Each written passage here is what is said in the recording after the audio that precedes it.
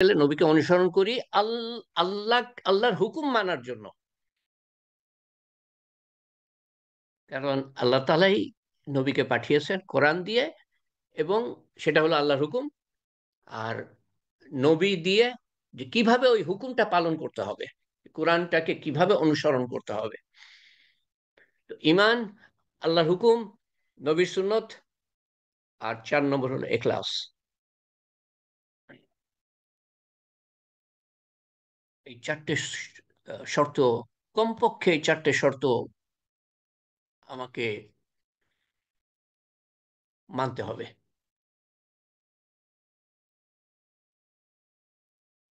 আমল কবুলিয়তের জন্য চারটে শর্ত: ঈমান আছে কিনা, আল্লাহ তাআলার হুকুম আছে কিনা, নবীর তরিকা মতো কিনা, বিশুদ্ধ নিয়ত আছে কিনা। আল্লাহ তাআলা আল্লাহ তাআলা সংমিশ্রণ পছন্দ করেন না। তার অর্থ হলো যে আমি কোনো কাজ করতে যাচ্ছি, 99% আমার মনের মধ্যে আহ নিয়ত আছে আল্লাহকে খুশি করব আমি। 99% বা 99.99% আল্লাহকে খুশি করব। 0.01% হলো মানুষকে মানুষকে আমি খুশি করব, মানুষের কাছে নাম চাইবো, মানুষ আমাকে ভালো বলবে। সংমিশ্রণ কতটুক, মিক্সচার, আল্লাহর সাথে যে মিক্সচার করছি আমি, শূন্য দশ কি বলে, 0.01%, 0.01% আল্লাহ তাআলা কবুল করবেন না। 100% আল্লাহর জন্য হতে হবে। 100%। যদি কোনো সংমিশ্রণ চলে আসে, মনের ভাবে মানে মনের মধ্যে চলে আসে যে যে অমুকে আমাকে ভালো বলবে, আমি তখন নিজেকে বলবো যে না, এটা আল্লাহর ওয়াস্তে। এই কি বলে এটাকে, জেহাদ, মনের সাথে মৃত্যু পর্যন্ত করে যেতে হবে। শয়তান ব্যবহার করে এটাকে, এটাকে বলা হয় রিয়া, লোক দেখানো ভাব। তো ইখলাস মানে কি? খালেস নিয়ত, বিশুদ্ধ নিয়ত, একমাত্র আল্লাহ তাআলার জন্য, একমাত্র আল্লাহ তাআলার জন্য। এবং এটা এমন একটা দিক, আমি পুরা ইখলাসের সাথে করতে পারলাম কিনা, এমন একটা দিক কিয়ামতের দিন আমি বুঝতে পারবো আল্লাহ তাআলা কবুল করলেন কি করলেন না। কিয়ামতের দিন এই সম্বন্ধে একটা ভয়ঙ্কর একটা হাদিস বলবো আমি পরে। কিয়ামতের দিন বুঝবো। কিন্তু এখন তো আমাকে আমল করতে হবে, এখন আমাকে নিয়ত বিশুদ্ধ করতে হবে।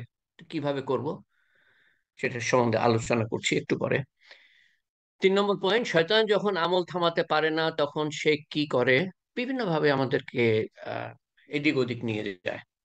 আহ, আমল থামাতে পারে না যখন, যেটা যেটা কম সওয়াব সেদিকে নিয়ে যায়, বা বেদাতের দিকে নিয়ে যায়। আমি মনে করছি আমি ধর্ম পালন করছি, কিন্তু ওটা বেদাত, ধর্মের অংশই না। আমার জ্ঞান নাই, এলেম নাই, সেটাকে আমি ধর্ম হিসাবে পালন করছি। অতএব আমি ক্ষমা চাচ্ছি না, কারণ আমি জানি ওটা ধর্ম, আসলে ওটা বেদাত। শয়তানরা খুব পছন্দ করে। বা রিয়া ঢুকিয়ে দেয়, রিয়া, মনের মধ্যে লোক দেখানো ভাব, বোঝা মুশকিল।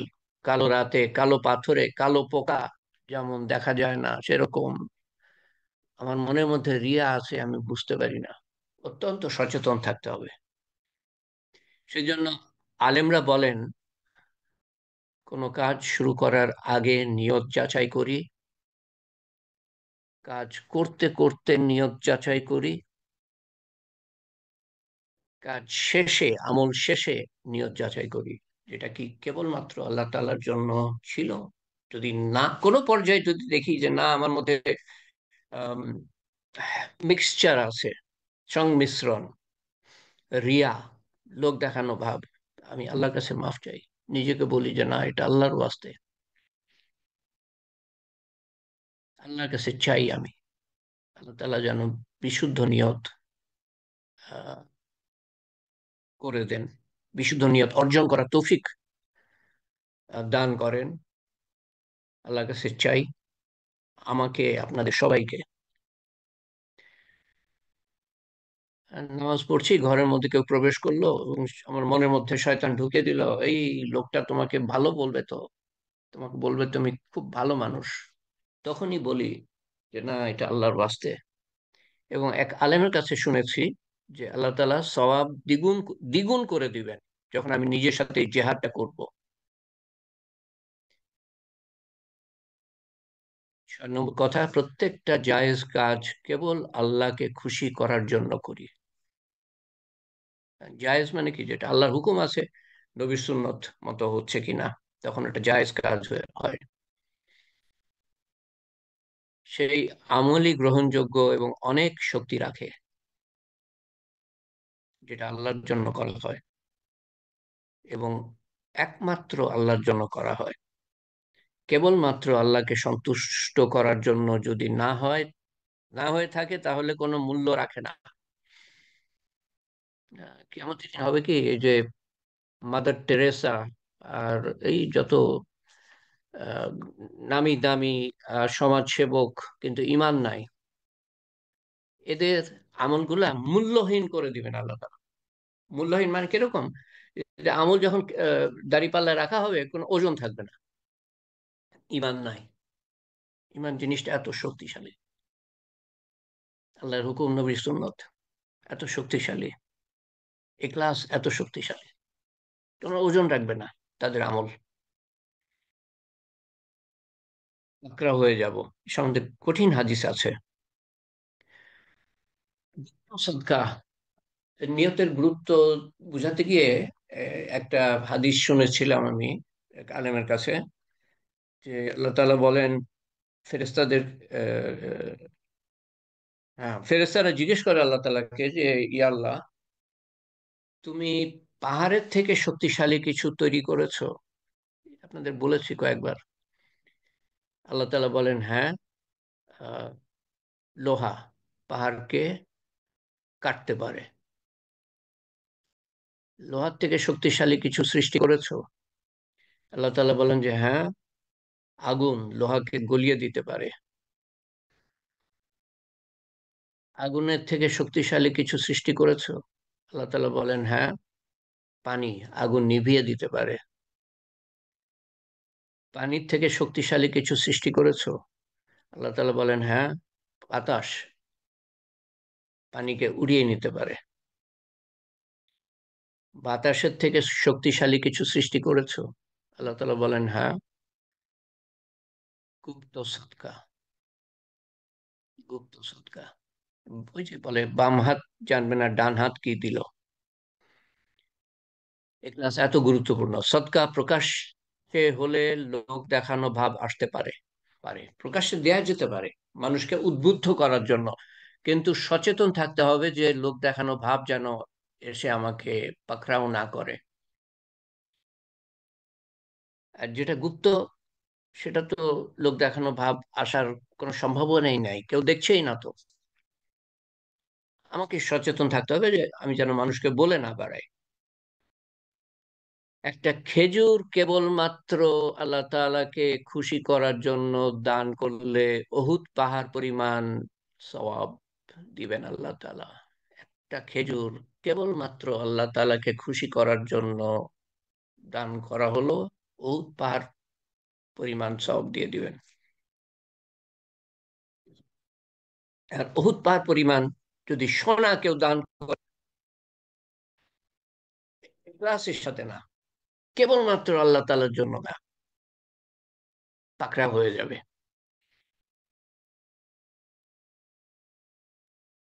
7 নম্বর পয়েন্ট, দুনিয়ায় সময় অত্যন্ত, দুনিয়ার দুনিয়া যে আমাদের সময় অত্যন্ত মূল্যবান। মানে এই যে অত্যন্ত মূল্যবান শব্দ দুটো, এই শব্দ দুটোর দ্বারা কিন্তু আসলে প্রকাশ করা সম্ভব না যে কত মূল্যবান এটা। এক এক মুহূর্তের বদলে আপনি অনন্ত আখিরাত কামাই করে নিতে পারেন এক এক মুহূর্তের বদলে। এই সময় এত মূল্যবান। দুনিয়ার কোনো মূল্য নাই কিন্তু আল্লাহ তাআলার কাছে।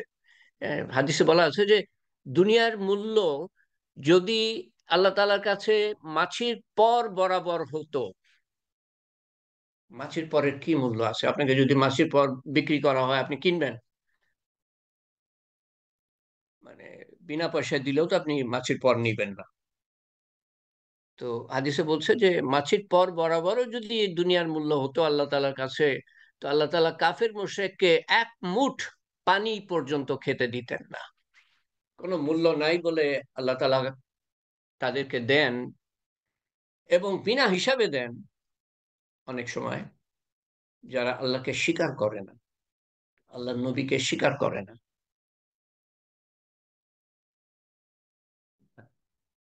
তো দুনিয়ার মূল্য নাই আল্লাহ তাআলার কাছে, কিন্তু দুনিয়ার সময়ের মূল্য আমাদের জন্য অমূল্য। কারণ এই সময় দিয়ে, প্রত্যেকটা মুহূর্ত যে আল্লাহ তাআলা আমাদের দিচ্ছেন, এই সময় দিয়ে অনন্ত আখেরাতের নাজ নিয়ামত আমরা কিনতে পারি।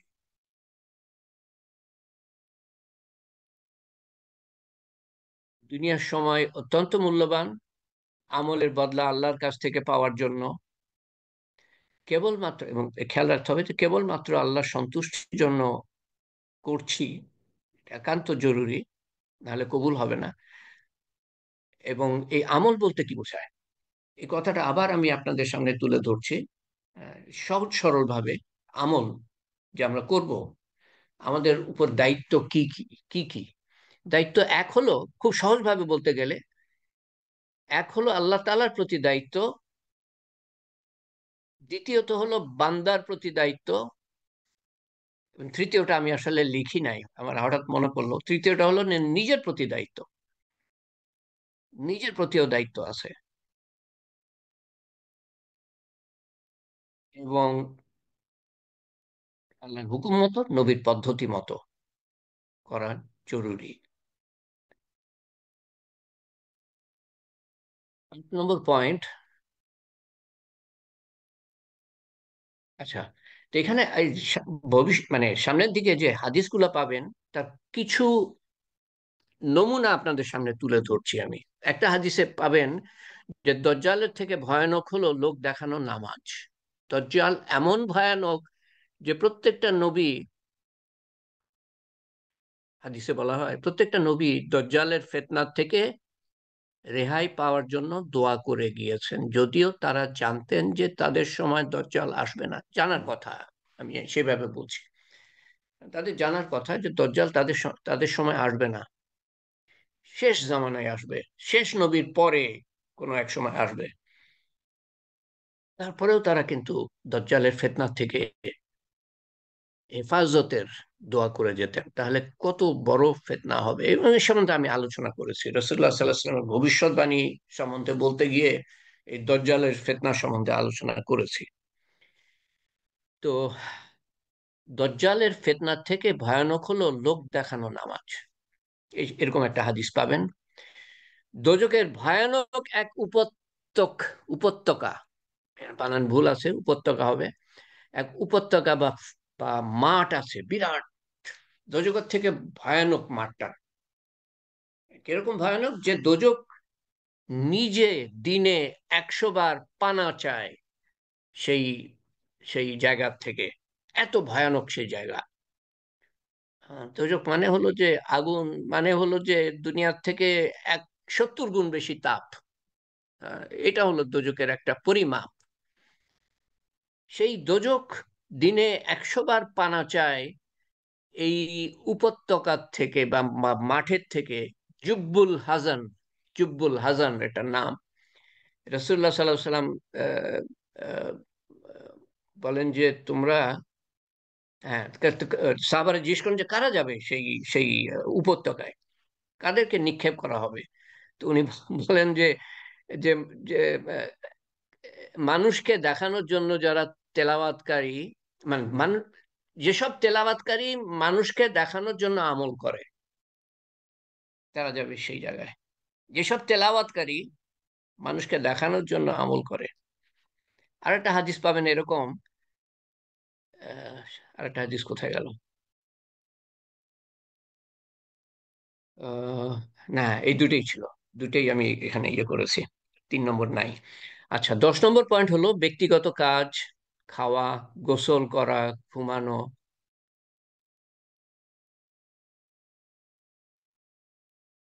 সাংসারিক কাজ, বাজারে যাওয়া, কামাই করা, সামাজিক কাজ, মানুষের সাথে ওঠা বসা, লেনদেন, ব্যবসা বাণিজ্য, সব আল্লাহর সন্তুষ্টির জন্য যদি আমরা করতে পারি, তো সব ইবাদত হয়ে যাবে।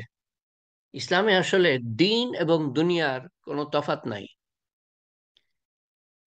দুনিয়ার কাজ, যেমন খাওয়া, গোসল করা, ঘুমানো, বাজারে যাওয়া, কামাই করা, ব্যবসা করা, বাণিজ্য করা ইত্যাদি, উঠা বসা, লেনদেন, সব যদি আল্লাহর সন্তুষ্টির জন্য করতে পারি আমি, আল্লাহর হুকুম মতো, নবীর সুন্নত মতো, সব ইবাদত। 24 ঘন্টা আপনি ইবাদতের মধ্যে। তো ইসলামের দিন এবং দুনিয়ার কোনো তফাৎ নাই। দুনিয়ার কাজ আল্লাহর হুকুম মতো, নবীর সুন্নত মতো যদি করি, ওটা ওটা দিন হয়ে যাবে। দিন। 11 নম্বর, দুর্বলদের মাধ্যমে, ও হ্যাঁ, আরেকটা হাদিস সামনে পাবেন, সেটা আমি মনে করছিলাম, এটা এখানে এই পাতায় আছে। দুর্বলদের মাধ্যমে খালেস মানুষদের, যাদের মধ্যে ইখলাস আসে, দুর্বলদের মাধ্যমে, খালেসদের মাধ্যমে সাহায্য আসে। আল্লাহর সাহায্য আসে দুর্বলদের মাধ্যমে, যাদের মধ্যে ইখলাস আছে তাদের মাধ্যমে। হ্যাঁ, হাদিসটা এরকম যে সুসংবাদ ইখলাসের অধিকারীদের জন্য, তারা হলো আলোর প্রদীপ অন্ধকারে, তারা আলোর প্রদীপের মতো অন্ধকারে। সবচেয়ে কঠিন বিপদ দূর হয় তাদের কারণে।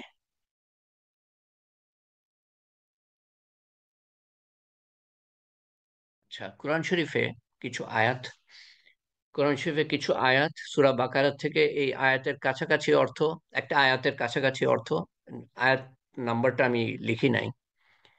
যে ব্যক্তি আপন চেহারা আল্লাহ তাআলার সম্মুখে ঝুঁকিয়ে দিয়েছে, আপন চেহারা আল্লাহ তাআলার সম্মুখে ঝুঁকিয়ে দিয়েছে, অর্থাৎ আল্লাহর আনুগত্য করে, যে পুরাপুরি ভাবে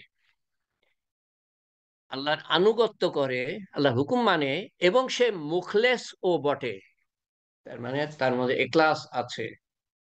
এখলাসের কথা এখানে আল্লাহ তাআলা বলছেন। শুধু আমল করলে হবে না, এখলাসের সাথে করতে হবে। এমন ব্যক্তি তার বিনিময় আপন রবের নিকট লাভ করে। তারাই তারাই আল্লাহর কাছ থেকে পুরস্কৃত হবে। শুধু আমলের জন্য না, আমল এবং এখলাসের সাথে আমল। এমন লোকদের না কোনো ভয় হবে, আর না তারা তারা চিন্তিত হবে। এমন লোকদের না কোনো ভয় হবে, আর না তারা চিন্তিত হবে। কবরে, হাসরের ময়দানে, দাড়ি পাল্লা, যখন নেকির পাল্লা এবং বদির পাল্লা ওজন করা হবে, তখন পুলসিরাত পারির সময়, না তাদের কোনো ভয় হবে, আর না তারা চিন্তিত হবে।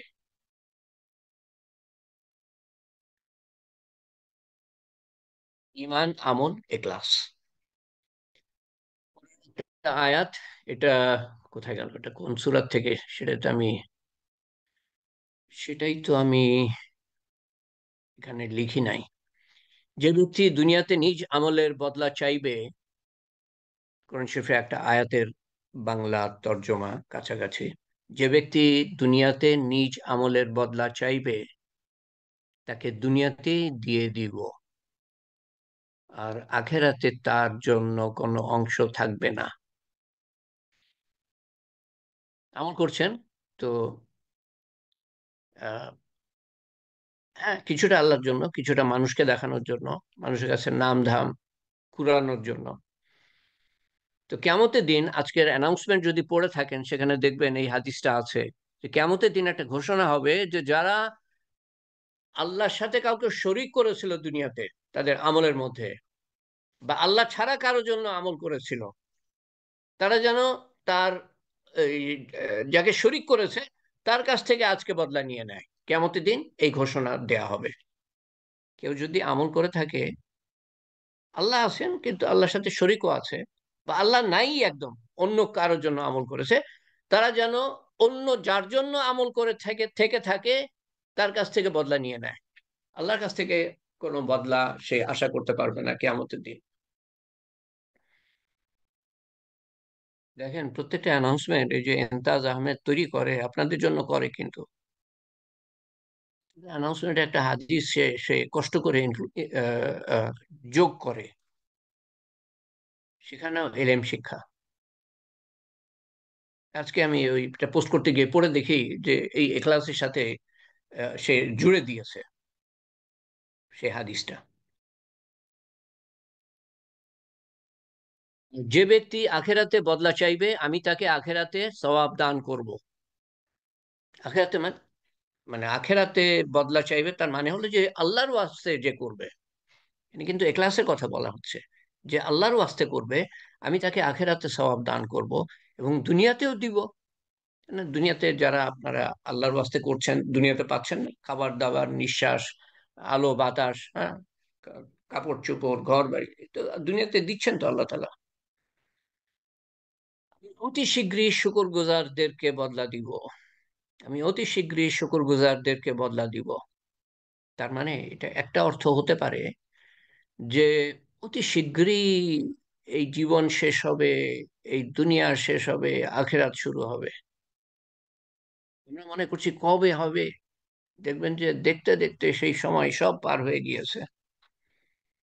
অতি শীঘ্রই আল্লাহ তালা বদলা দিবেন। আচ্ছা, কি হলো এটা আমি বুঝতে পারছি না। ও, এটা দুটো দুটো স্লাইডে চলে এসছে, দুটো স্লাইডে আল ইমরান থেকে এটা। এই শেষের দিকে যেটা আছে না, এটা ওই আগের আগের অংশটার একটু ব্যাখ্যা, অর্থাৎ ওই সব লোককে অতি শীঘ্র বদলা দিব যারা আখেরাতের সওয়াবের নিয়তে আমল করে। আল ইমরান থেকে। 3 নম্বর, যে সদকা শুধুমাত্র আল্লাহ তাআলার সন্তুষ্টির উদ্দেশ্যে দিয়ে থাকে সদকা, তাদের কথা আল্লাহ তাআলা বলছেন এখানে। এখানেই শেষ, কিন্তু ওই অংশটা এখানেই শেষ। যে সদকা শুধুমাত্র আল্লাহ তাআলার সন্তুষ্টির উদ্দেশ্যে দিয়ে থাকে, উল্লেখ করছেন তাদের কথা যারা এখলাসের সাথে মানুষের সাহায্য করছে। যারা এরূপ করে তারা নিজেদের সম্পদ ও সওয়াব বৃদ্ধিকারী।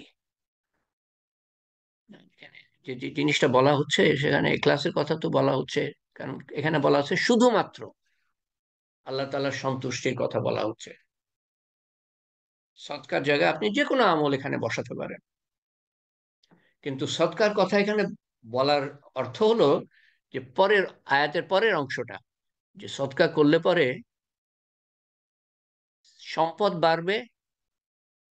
তার মানে সৎকার করলে আপনি তো দেখছেন যে আমার 1,000 টাকা কমে গেল বা 100 টাকা কমে গেল আমি যে সৎকার দিলাম, কিন্তু আল্লাহ তাআলা কোন দিক দিয়ে আপনাকে ওটা ফেরত দিয়ে দিবেন? বা আমি জাকাত দিচ্ছি, আমার কি বলে, কোটি টাকার মধ্যে জাকাত হবে 25 লাখ টাকা, তাই না? নাকি 2.5% না, 2.5 লাখ টাকা হবে। কোটি টাকার মধ্যে জাকাত হবে 2.5 লাখ টাকা। ওরে আল্লাহ, 2.5 লাখ টাকা আমি দিয়ে দিব? টাকা দিয়ে দিব? 100 লাখে জাকাত হবে 2.5 লাখ।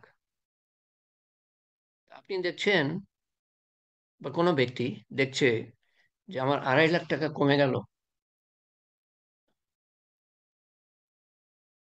আমার ডিপোজিট আছে, তো এখান থেকে আমি যদি জাকাত দিয়ে দিই তাহলে তো কমে গেল আমার ডিপোজিট, আমার চলবে কি করে? আরে চালাই কে? চালাই তো আল্লাহ তাআলা। আপনি নিজেকে চালান নাকি? আল্লাহ তাআলা বলছেন এখানে যে সম্পদ বাড়িয়ে দিবেন, আর আপনি দেখছেন বা মনে করছেন যে আল্লাহ তাআলা সম্পদ কমিয়ে কমিয়ে দিল আমার, আমি জাকাত দিলাম তো সম্পদ তো কমে গেল আমার। বা জাকাতের বাইরে আমি যেটা দিই সেটাকে বলা হয় সদকা। জাকাতের বাইরে যেটা দেওয়া হয় সেটা হলো সদকা। তো সদকার আরো ব্যাপক অর্থ আছে। তো আমরা সেভাবে না দেখি, আল্লাহ তাআলা যেভাবে বলছেন, যিনি সমস্ত কিছুর নিয়ন্ত্রণকারী, তিনি যেভাবে বলছেন সেভাবে দেখি যে আপনার সম্পদ অবশ্যই বাড়বে। এক আয়াতে আছে যে সুদের দ্বারা সম্পদ কমে। সুদ খাচ্ছ তুমি, কিন্তু তোমার সম্পদ কমবে। আর জাকাত দিচ্ছ, তুমি মনে করছো তোমার সম্পদ কমবে, তোমার সম্পদ বাড়বে তাতে। তো এখানে দুটো কথা বলা হচ্ছে, এক হলো যে সম্পদ বাড়বে, আর একটা হলো কি সওয়াব বাড়বে। সদকা করলে সম্পদ বাড়বে, সওয়াব তো পাওয়াই। 4 নম্বর আয়াত, এক একমাত্র তারই ইবাদত করো এবং তাকেই ডাকো। ক্লাসে কথা বলা হচ্ছে তারই ইবাদত, আর কারো ইবাদত না। আর কারো প্রতি আম, মন ঝুঁকবে না।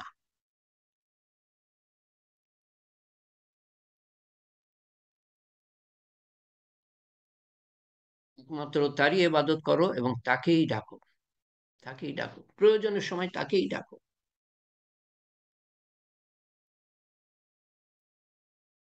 আর হুকুম মেনে নবীর সুন্নত মতো চলে ডেকেই দেখেন না সাহায্য পান কিনা। তার মানে আমি যেটা বলতে চাচ্ছি সেটা হলো যে যে দোয়া কবুলের শর্তগুলা মেনে তারপর দেখেন আল্লাহ তাআলা দোয়া কবুল করেন কিনা। 5 নম্বর, আল্লাহ তাআলার নিকট না ওই সব কোরবানির গোশত পৌঁছে, আর না ওগুলির রক্ত পৌঁছায়। আমরা যে কোরবানি করি, গোশত কি আল্লাহ তাআলা খান নাকি বা ওনার কাছে পৌঁছায়? ওনার তো প্রয়োজনই পড়ে না। নাকি রক্তটা পৌঁছায়? বরং তার নিকট তো তোমাদের পরহেজগারি পৌঁছে। পরহেজগারি, একমাত্র আল্লাহকে খুশি করার জন্য আমি কোরবানি করছি, মানুষকে দেখাবার জন্য না। এবং কোরবানি আরো ব্যাপক অর্থ আছে, যে আমি আমার আহ, নফসানিয়াত কোরবানি করছি। নফসানিয়াত, আমার নফস চাই কিন্তু আল্লাহ চান না, তো আমি এটা করব না, এটা কোরবানি। আমার নফস চাই ঘুমাতে, কিন্তু না, এখন আমাকে ফজর নামাজ পড়তে হবে উঠে, কোরবানি। আমার নফস চাই একটু ঘুষ খাবো, একটু আরামে থাকবো, আল্লাহ চান না, আমি এটা কোরবানি করলাম ইচ্ছাটাকে, এটা কোরবানি। তো এই কোরআন শরীফে আমি মাত্র 5টা আয়াত এখানে আহ জড়ো করেছি। এরপরে হাদিস সম্বন্ধে এই জন্য আমি একটু সময় নিলাম, যদিও 41 মিনিট হয়েছে। একটু সময় নিলাম আমি এই অংশটা শেষ করা, মানে এই অংশ পর্যন্ত পৌঁছাবার জন্য। এরপরে হাদিস বেশ কয়েকটা আছে। তো আহ আল্লাহ তাআলা আমাদের বোঝার তৌফিক দেন। হাদিসে আরো পরিষ্কার ভাবে আমরা বুঝতে পারবো যে ক্লাসের মর্তবা মর্যাদা কত, মানে এটা আমার প্রকাশ করার ভাষা নাই। এটা যে মানে এটা ছাড়া আমল কবুলই হবে না, যদি একমাত্র আল্লাহ তাআলার জন্য যদি না হয়। এবং সেটা প্রতিনিয়ত আমাদেরকে খেয়াল রাখতে হবে। আমল করার আগে যাচাই করি, আমল করতে করতে যাচাই করি, আমল করার শেষে যাচাই করি। এই কথাগুলো আমাদের আলেমরা কেন বলেন না আমি বুঝি না। আমি খালি তবলিগ জামাতেই এই কথাগুলো শুনেছি, এই এক্ষুনি যে কথাটা বললাম, আমল করার আগে যাচাই করা, আমল করতে করতে যাচাই করা, আমল করার শেষে যাচাই করা। তবলিগের আলেমদের কাছে আমি শুনেছি, বারংবার শুনেছি।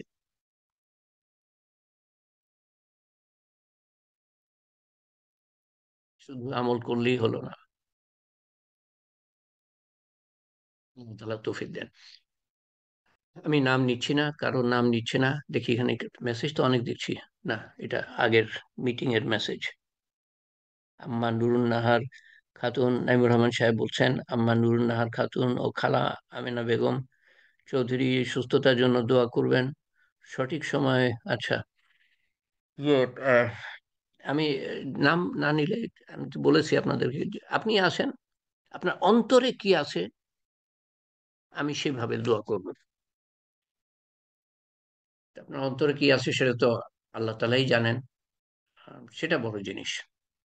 আল্লাহুম্মা আমিন। আল্লাহুম্মা সাল্লি আলা সাইয়্যিদিনা মুহাম্মদ জাযাল্লাহু আন্না মুহাম্মাদান সাল্লাল্লাহু আলাইহি সাল্লাম মা হুয়া আহলুহু।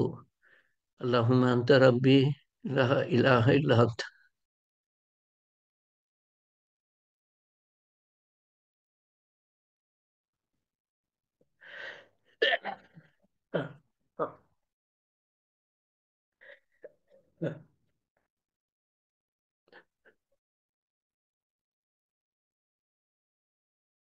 লা ইলাহা ইল্লা আনতা আলাইকা তাওয়াক্কালতু ওয়া আনতা রাব্বুল আরশিল কারীম মা শাআল্লাহু কানা ওয়া মা লাম ইয়াশা লাম ইয়াকুন ওয়া লা হাওলা ওয়া লা কুওয়াতা ইল্লা বিল্লাহিল আলিয়্যিল আযীম আ'লামু আন্নাল্লাহা আলা কুল্লি শাইইন কাদির ওয়া আন্নাল্লাহা কাদ আহাতা বিকুল্লি শাইইন ইলমা আল্লাহুম্মা ইন্না আউযু বিকা মিন শাররি নাফসি ওয়া মিন শাররি কুল্লি দাব্বাতিন আনতা আখিযুম বিনাসিয়াতিহা ইন্না রাব্বি আলা সিরাতিম মুস্তাকিম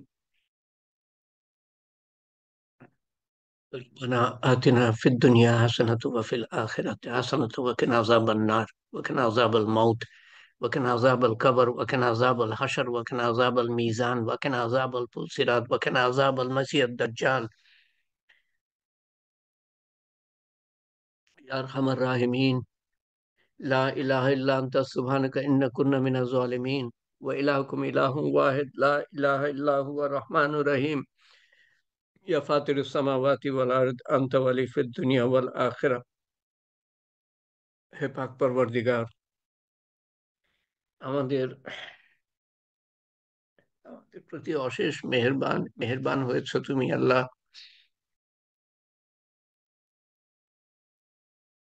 আমার কিছু কথা শোনার, তোমার হাবিব সাল্লাল্লাহু আলাইহি সাল্লামের কিছু কথা শোনার তৌফিক তুমি দিয়েছো আল্লাহ। এই তৌফিক দিতে থেকো আল্লাহ, এবং আমাদের গোনা খাতা মাফ করে দিও, তার বদলে নেকি লিখে দিও, এবং আমাদেরকে গোনার থেকে দূরে রেখো, যেমন পূর্ব থেকে পশ্চিম তুমি দূরে রাখো। আমাদের ব্যক্তিগত আমল কবুল করো, একত্রিত আমল কবুল করো, সমস্ত ভুল ভ্রান্তি সত্ত্বেও তার সওয়াব রসুল করিম সাল্লাল্লাহু আলাইহি সাল্লামের রূহ মুবারকের কাছে পৌঁছে দিও, এবং আমাদের আপনজন যারা কবরে শায়িত, পিতামাতার থেকে শুরু করে শ্বশুর শাশুড়ি থেকে শুরু করে সমস্ত মুরব্বিয়ানদের কবর রুহের কাছে পৌঁছে দিও, এবং তথা সমস্ত মুসলমানের রুহের কাছে পৌঁছে দিও, এবং তাদের কবরের আযাব মাফ করে দিও, কবরকে প্রশস্ত করে দিও, কবরকে নূর দিয়ে পরিপূর্ণ করে দিও, কবরকে জান্নাতুল ফেরদৌসের বাগান বানিয়ে দিও, এবং এবং এবং আমাদের কবরকেও জান্নাতুল ফেরদৌসের বাগান বানিয়ে দিও। আগেরাতের প্রত্যেকটা ঘাঁটিতে তোমার হেফাজত যেন পাই, সর্বোত্তম ব্যবহার যেন পাই আমরা, আমাদের আপনজন প্রিয়জনরা, আমাদের বংশধররা, পুরা উম্মত কে তুমি রক্ষা করো দুনিয়া এবং আখেরাতে, এবং জান্নাতুল ফেরদৌস দান করো, আখেরাতে প্রত্যেকটা ঘাঁটিতে রক্ষা করো, জান্নাতুল ফেরদৌস দান করো। জান্নাতুল ফেরদৌসে যাওয়ার জন্য যেই পথে আমাদের থাকা উচিত সেই পথে রেখো, ইমানের পথে, এলেমের পথে, তোমার হুকুম, তোমার প্রতি দায়িত্ব, তোমার বান্দাদের প্রতি দায়িত্ব, যেন আমরা কেবলমাত্র তোমাকে সন্তুষ্ট করার জন্য করতে পারি, তোমার ভালোবাসা অন্তরে নিয়ে, তোমার হাবিব সাল্লাল্লাহু আলাইহি সাল্লামের ভালোবাসা অন্তরে নিয়ে, এক মুহূর্তেও জন্য যেন আমরা আমরা আমাদের শয়তানের কবলে, আমাদের শত্রুর কবলে না পড়ি। শয়তান এর ধোঁকা, নফসের তাড়না, মানুষের কুমন্ত্রণা, দুনিয়ার মারাত্মক আকর্ষণ, এগুলা থেকে আমাদের প্রতি মুহূর্তে রক্ষা করো তোমার রহমতের দ্বারা, মাগফিরাতের দ্বারা, হেফাজতের দ্বারা, হেদায়েতের দ্বারা। তোমার রহমতের চাদরে আমাদের আবৃত রেখো, আমাদের সন্তান সন্ততিকে আবৃত রেখো, আমাদের আমাদের আত্মীয় স্বজনকে আবৃত রেখো, দেশবাসীকে আবৃত রেখো, উম্মতকে আবৃত রেখো, ভবিষ্যৎ বংশধরকে আবৃত রেখো আল্লাহ। আমাদের মনের নেক হাজত চাওয়া পুরা করে দিও আল্লাহ, যা মঙ্গলজনক হবে আমাদের জন্য, যা মঙ্গলজনক হবে না তার বদলা আখেরাতে দিও। এবং আখিরাতের জন্য যা কিছু চাই আমরা, তার থেকে বেশি দিও আল্লাহ। তোমার শান মতো দিও। আমাদের বিপদ আপদ দূর করে দিও, দুনিয়ার বিপদ, আখিরাতের বিপদ।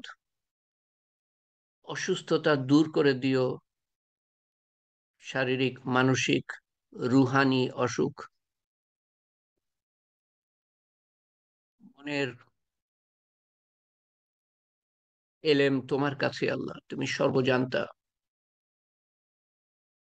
আমাদের মনকে তুমি তোমার দিনের উপর স্থির রেখো, এবং আমাদের নেক হাজত পুরা করে দিও। যাদের জন্য আমাদের অন্তরে দোয়া আছে, সেই সব দোয়া কবুল করো। যাদের জন্য, যেসব মানুষের জন্য অন্তরে চাওয়া আছে, সেই চাওয়াগুলো পুরা পুরা করে দিও আল্লাহ। কেউ বিপদগ্রস্ত, কেউ অসুখের মধ্যে আছে, সেগুলা দূর করে দিও আল্লাহ, তুমি জানো। আল্লাহুম্মা, আল্লাহ আমাদের কবুল করো। সবচেয়ে বড় পাওয়া তোমার কাছ থেকে তোমার কবুলিয়ত। তোমার কবুলিয়ত, তোমার কবুলিয়ত পেলে সবচেয়ে কঠিন কাজ আমাদের জন্য সহজ হয়ে যাবে। আর তোমার কবুলিয়ত না পেলে সবচেয়ে সহজ কাজ আমাদের জন্য অসম্ভব থেকে যাবে। আল্লাহুম্মা আসআলুকা ঈমানান কামিলান, ইয়াকিনান সাদিকান, ইলমান নাফিয়া, রিজকান ওয়াসিয়া, আমালান সালিহা, হায়াতান তাইয়্যিবা, দুআ মুস্তাজাব, লিসানান যাকিরা, কলবান খাশিয়া, রিজকান হালালান তাইয়্যিবা, শিফায়ে মিন কুল্লি দাই, ইয়া কাসিউল হাজাত, ইয়া রাফিয়াদ দারাজাত, ইয়া হালালাল মুশকিলাত, ইয়া মুজিবুদ দাওয়াত, বিরহমাতিকা নাস্তাগীস। يا أول الأولين، يا آخر الآخرين، يا أكرم الأكرمين، يا أرحم الراحمين، يا راحم المساكين، يا ذي القوة المتين. ربنا تقبل منا إنك أنت السميع العليم، وتب علينا إنك أنت التواب الرحيم. سبحان ربك رب العزة عما يصفون، وسلام على المرسلين، والحمد لله رب العالمين. لا إله إلا أنت سبحانك إنا كنا من الظالمين. لا إله إلا الله محمد رسول الله صلى الله عليه وسلم. سبحان الله وبحمده، سبحانك اللهم وبحمدك، أشهد أن لا إله إلا أنت، أستغفرك وأتوب إليك. ইনশাল্লাহ 48 ঘন্টা পরে তালিম হবে, পরের তালিম বুধবারে।